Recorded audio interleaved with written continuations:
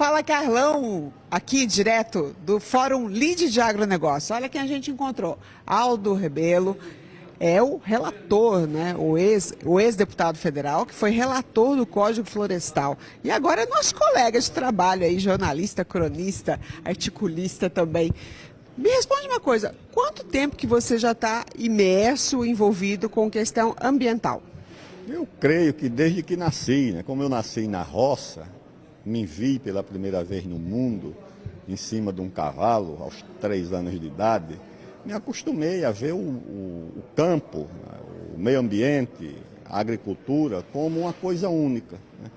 E acho que isso facilitou a minha atividade como relator do Código Florestal. Eu não separei a proteção do meio ambiente da proteção do produtor rural.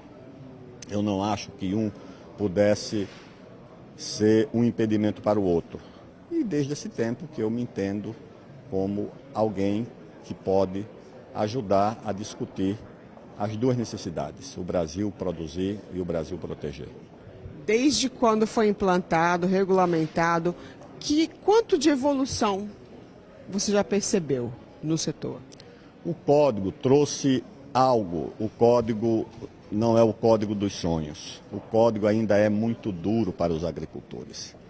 Mas de outro jeito nós não teríamos nada.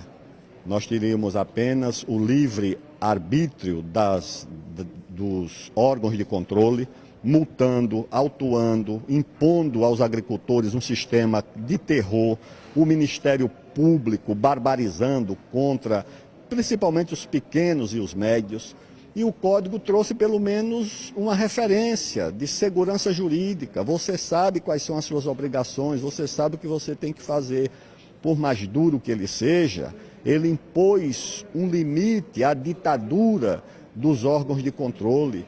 Quando chega um fiscal, quando chega um integrante do Ministério Público e impõe ao agricultor coisas que ele simplesmente nem sabia que existia. Então eu acho que a partir da aprovação do Código, das decisões do Supremo, que foi afastando as pretensões do Ministério Público de revogar parte da lei, principalmente aquela que dá segurança ao agricultor, com essas decisões eu acho que nós vamos tendo, de fato, uma legislação que dá alguma referência, alguma segurança para aquele que produz para o agricultor brasileiro.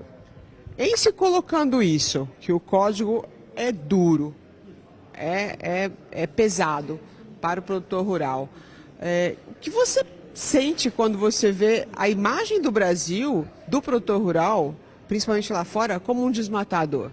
Primeiro, a minha palavra é de conforto. Agricultor brasileiro, de qualquer tamanho, de qualquer lugar do Brasil, você é o agricultor que mais protege meio ambiente no mundo. Não tem um agricultor alemão, dinamarquês, sueco, francês, italiano, japonês, que proteja mais a natureza do que você. Não fique incomodado com as campanhas internacionais que são feitas. Nossa agricultura é a que mais protege o meio ambiente no mundo. Só no estado do Amazonas, nós temos uma área de floresta maior do que 3 vezes o tamanho da França. Então como é que nosso agricultor e o nosso país pode ser acusado de... Agora é claro que isso é uma guerra comercial, geopolítica, tem de tudo. Com uma preocupação no mundo que é legítima, que as pessoas ficam... mas será que está havendo algum risco? Que é o problema do clima, do meio ambiente. E o Brasil é muito cobrado pelo seu tamanho, pelas suas florestas.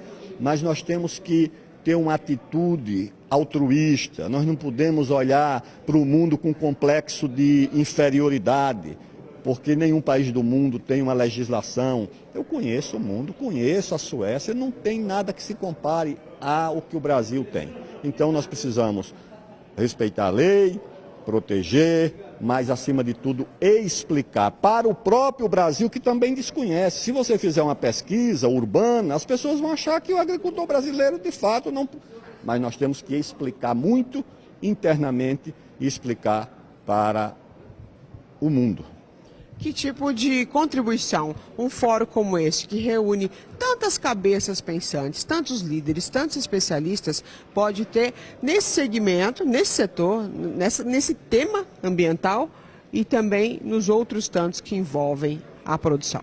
Esses fóruns, eles têm um duplo papel: produzir o conhecimento e, muito mais do que produzir, difundir o conhecimento, que ele fica nas academias, fica nas estatísticas.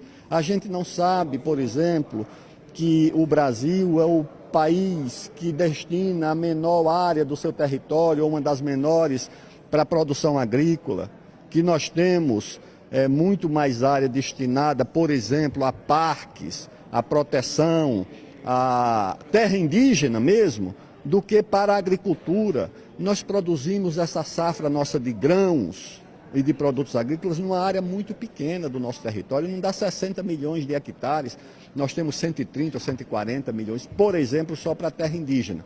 Então nós temos que explicar, recorrer aos clássicos, ao Geografia da Fome, do Josué de Castro, um clássico de uma autoridade brasileira em combate à fome, onde ele fala inclusive da Amazônia, dos biomas brasileiros, de como produzir e desenvolver.